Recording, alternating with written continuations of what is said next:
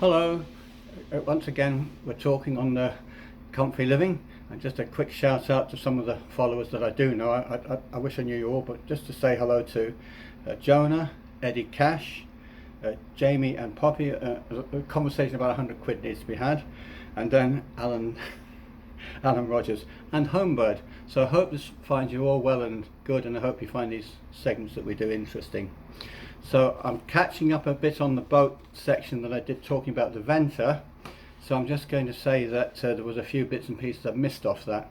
One of the things was that the boat had a sister ship called the Raven.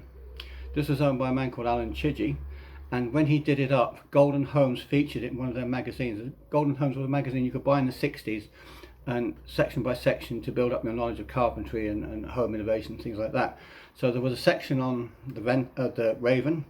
So we were invited over by Alan to have a look at the Raven to see how these barges could look when they were done up. But unfortunately, I have to say I didn't have the time to do that. But if you do go and find the Raven, you'll get an idea of what the Venter, roughly dimensions, what it would be. So on another thing with the Venter was that the owner was somebody who liked to have things around to get him noticed. So he decided one day to buy a huge St. Bernard dog, massive puppy. Sorry for interrupting, I remember this story, brother. Carry on. And the St. Bernard dog was a pretty hefty thing even when it started. It had a pedigree name, Heidi de Barry or something. And Brian said, right, in addition to your duties as the pumps, the general looking after the ship, the boat, and you'll be looking after Heidi as well and cleaning up after and taking her for a walk. So, fair enough. So here's Heidi. And it was fine to begin with because Heidi was quite small. But as she got bigger, things changed because, as most of you know, on a boat you've got this hatch. So we had a fairly small hatch. So it became tricky to get Heidi up and down the hatch. So at this point you put the dog's paws on your shoulders, and she'd probably lick you half the time as you're carrying her up and down, but you just had to cope with that, and she was heavy. So anyway, one night we were down in the galley, the general galley, having coffee and food and talking, probably about 10, 11 o'clock at night. And I get a rap on the hatch, and I'm thinking, what's that about? So next thing, I go up the ladder and I pull the hatch back, and there's a policeman shining a torch at me. What's this? He said, excuse me, so we've had reports about a body being carried on the boat. I thought, what, a body? I said, there's no body on the boat, mate. I said, we've been here all night. If there's something going on, we'd know about it because we've been here all night. So, you know, you're welcome to check the fore and aft cabins if you want. So he said, I'll come aboard. And a couple of the officers came aboard. They checked fore and aft. They could see there was nothing there then. I was racking my brains to think how this could have happened. And it turned out that I'd taken Heidi on a night walk, and I carried her down in the boat, but I put her paws on my shoulders. And because from a distance someone would think that this could be something sinister, so I explained to the officers it was only me taking the dog for a walk. So they all had a good laugh about that, but they satisfied themselves that nothing was amiss, and the night carried on. But I just thought I'd throw that out there for a bit of fun. Another thing was that the opportunity on the boat was pivotal for me to get some interest from my childhood sweetheart. So I thought, we're going to have a party on the boat. Me and the other guy who organised this boat said we're going to have a party. I remember this story as well. We don't end too good. Sorry. Can you just give me a minute? Thank you. Sorry. I'm trying to recall this. So I said to Lucy's mother, a retired actress friend of mine for a number of years, I said, Anne, I'm going to be having this party on the boat. Do you think Lucy would like to come? She said, I'll let her know, Paul, anyway. So we had the party on the boat, and Lucy turned up, but she brought her boyfriend. So I wasn't exactly entirely elated, but I got to see his face briefly, and I remember to this day how he looked. And she had a brief look around the boat and then turned around and left again. I thought, well, that's that. So, and then a little while later, Lucy decided to have a party of her own. So what did she do? Her mother contacted me to say that Lucy had invited me to a party. Well, of course, I had a bit of a major hump at this stage. So I thought, I'm not doing this. So, you know, because love is such a powerful force, I thought, what happened? A little guy on my shoulder said, what happens if she's changed her mind? Maybe she's actually had a change up. Maybe she wants to see it. All that stuff. So I thought, better go just to find out instead. So I went along to the party, knocked on the door, and there were a big crowd of people in there. She invited me in. And within 30 seconds, she introduced me to a nice, attractive young girl, and we sat down, and I realised I'd been railroaded. So, What do you mean railroaded? well, I've been sidelined. I wanted to spend time with Lucy, but Lucy had palmed me off on one of her mates. Oh, right. So I probably told this girl that I had liked her, and that the friend put, oh, I'll help out. I'll get him off your back. So I saw what was going on. So I politely thanked her for her company and walked back out again. But the story of Lucy is a very funny one that spans really about 5 years of my life. Her father was prominent in the film industry. He was a floor production manager for Bond films, and he very, very good job. And Lucy was doing her own things with acting work that she did. She went to a fantastic acting school called the Lycée, which is very, very expensive in Knightsbridge, and they only spoke French all day long. So anyway, Lucy, Sorry, that's a bit unusual. They only spoke French. the whole day, didn't speak any English. What, for an acting school? Yeah. So they did ballet. In They did the Knightsbridge? before. I think they did before. Yes, in Knightsbridge. It's actually opposite. I think it's opposite the museums, where the museum. I think it's around near there. You could Google it.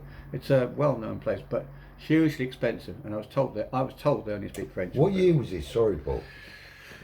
Oh, Lucy would have been going there way before this stuff I'm talking about. But when I was talking about, I would have been about 16, 17 years of age. I think probably 17, possibly going on 18. Around that time. 1834.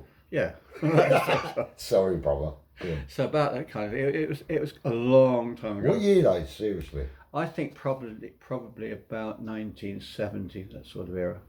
So at that time, then, having said that, the three things I want to mention about the Venter was Lucy and Heidi and the Golden Homes. I'd covered those. So after I got terminated from my position as a captain of the ship, Why did you get terminated? Well, because I thought we'd been over because that. Because of the dog. No, shame. It's because of helping this poor young lady in a distressful situation that Yeah, fell overboard. yeah. And she wanted to reward me in the highest possible manner. And he happened to be listening to that, and he didn't really approve. So he got a replacement within a week, and I was on my way. So then I think I went to get a job. I looked for another local job where I lived in Kensington. I found one in the Royal Garden Hotel. The Royal Garden Hotel was an amazing place because it was on High Street, Ken. It had a gateway to the West End, to Knightsbridge, to clubs. So people who are prominent in society would book into the expensive Odnino Group Royal Garden Hotel, and then just get a taxi ride to Knightsbridge and Harrods and do all their shopping. You know, people could afford that kind of thing. So it was a really good location. Hyde Park was right beside it, so you had ponds, parks, serpentines, beautiful walks, lovely in the summer. So, you know, bandstands and things. So I got a job in the Royal Garden Hotel as what they call a valet runner. A valet runner was somebody who pressed clothes and then rushed them straight up the lift to the guest rooms. And Did you have a Corby press?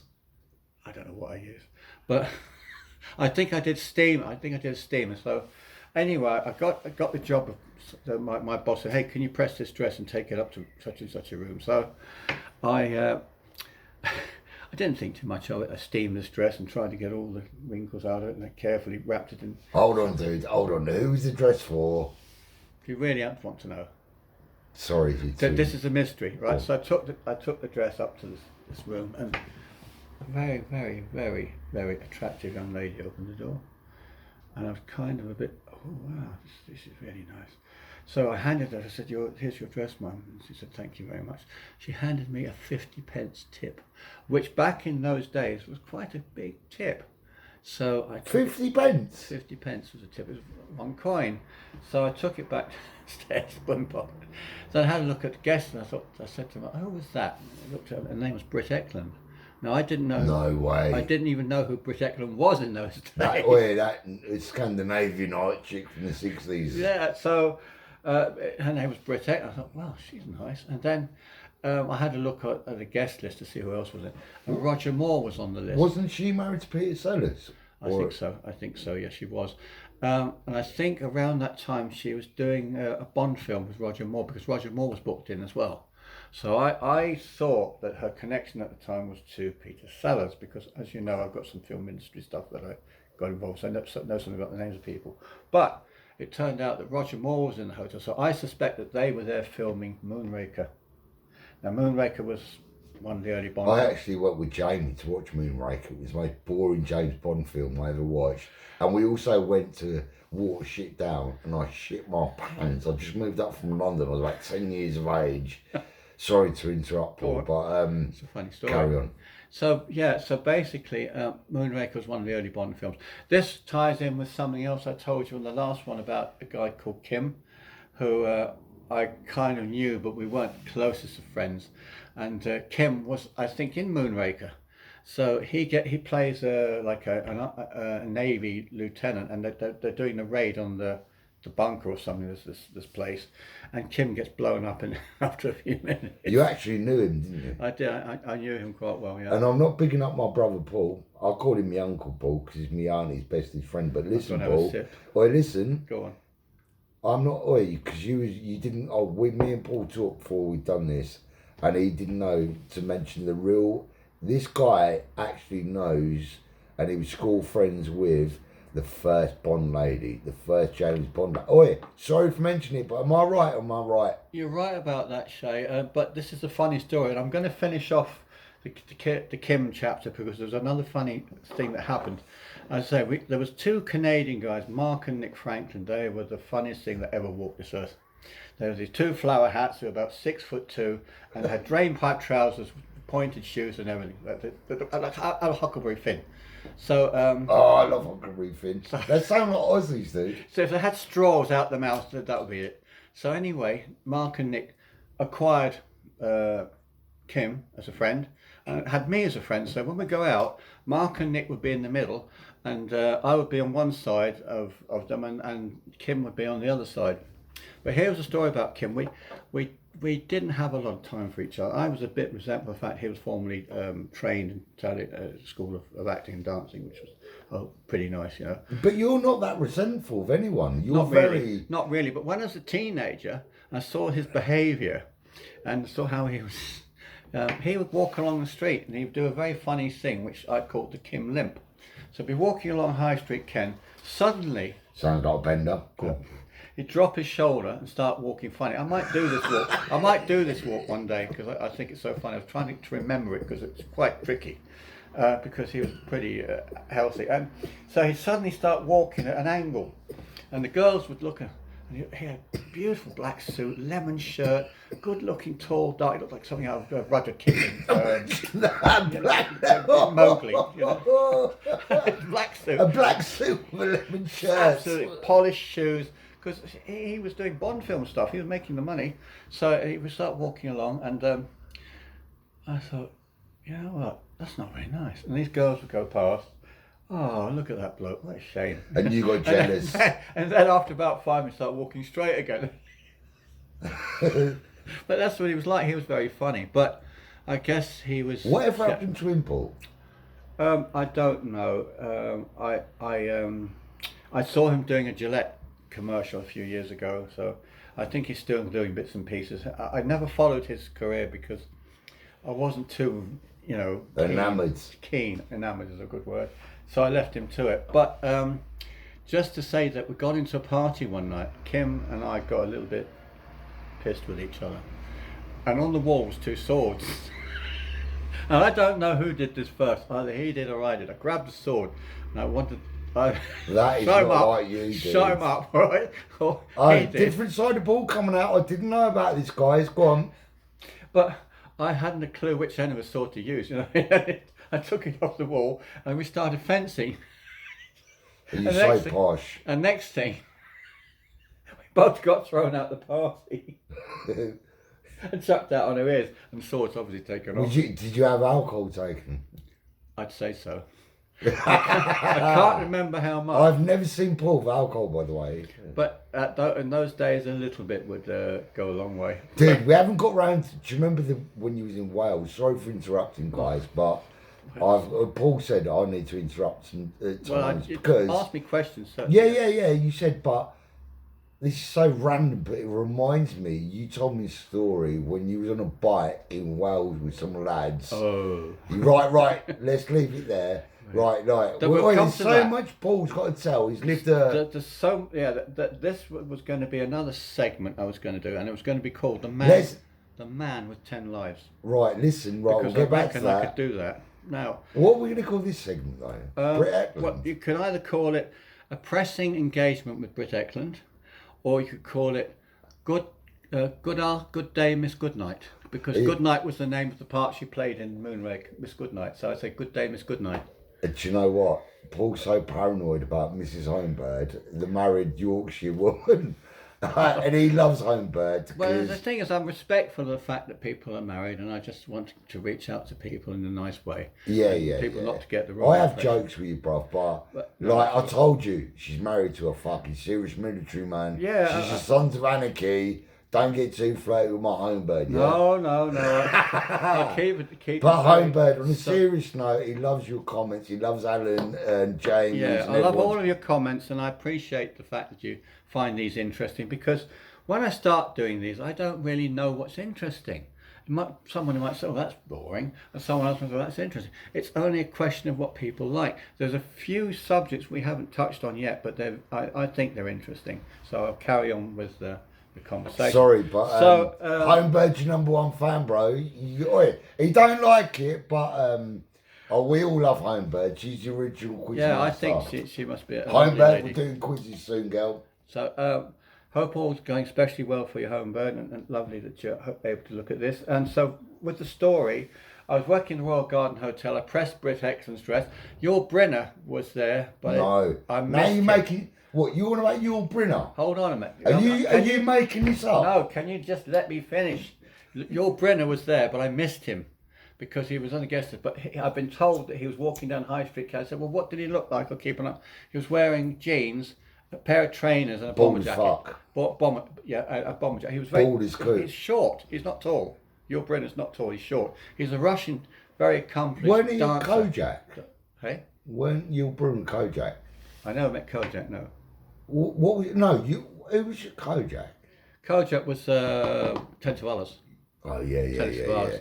But Yul Brynner, Similar ring. Yul Brynner impressed me. There's a wonderful scene in The King and I with Yul Brynner, and he's standing there in his sort of majesty, and all the royal princes and princesses come out and they bow and they fall and they genuflect, and then Where was this for?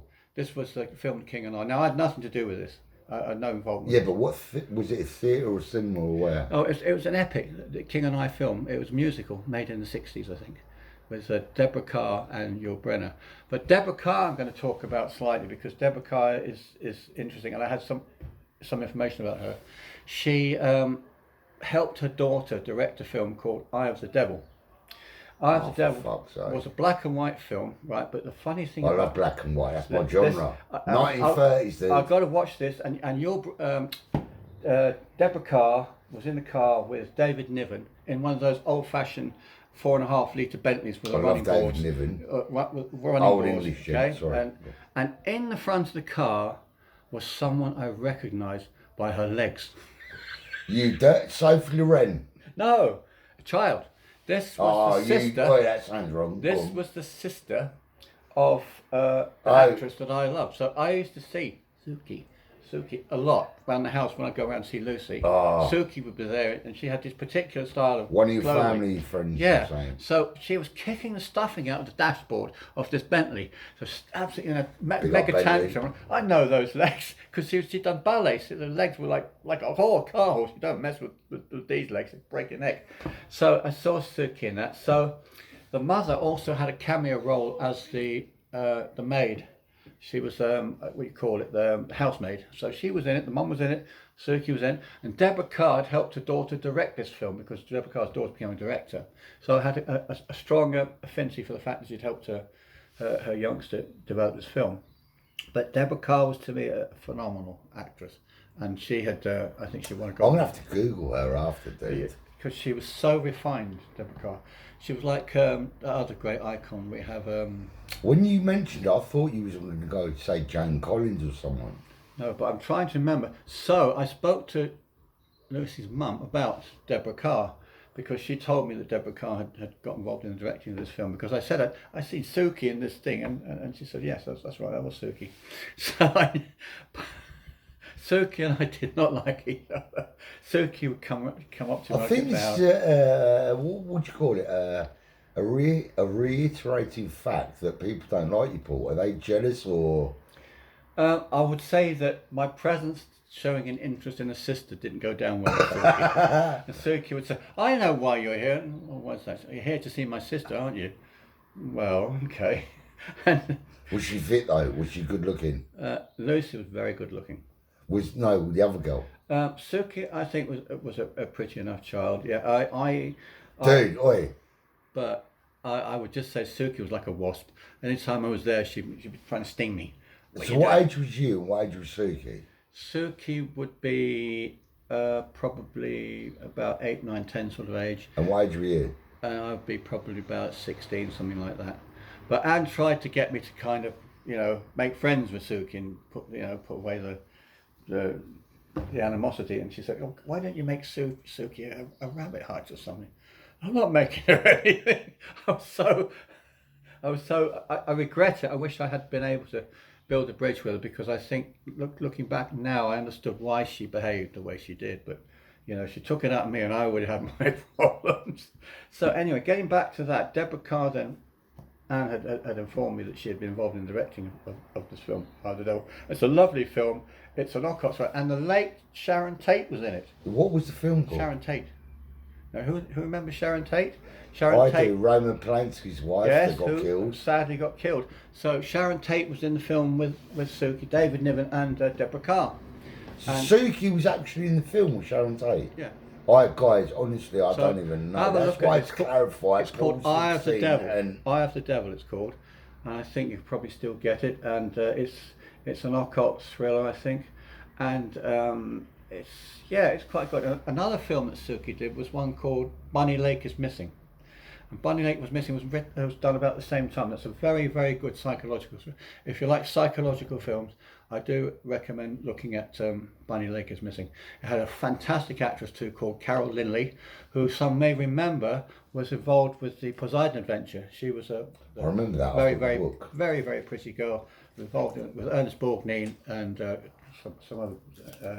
I'm trying to remember all the names of them. I've got the book, but I've not read it. But it's about a ship that turns upside down as a result of a tsunami, and it ends up upside down, trying to get out, and they're all trapped in this liner. And Carol Linley was in that. So I'm a big fan of Carol Linley. She was an American. Hold on, Paul.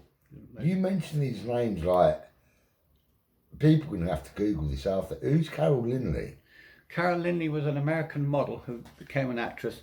I don't know all her films, but I'd seen her in a few, and every film that I saw her in, I liked. She was very good in Bunny Lake because it's a drama, and she plays a very good part. Did you ever meet her? No, I never met Carol Linley.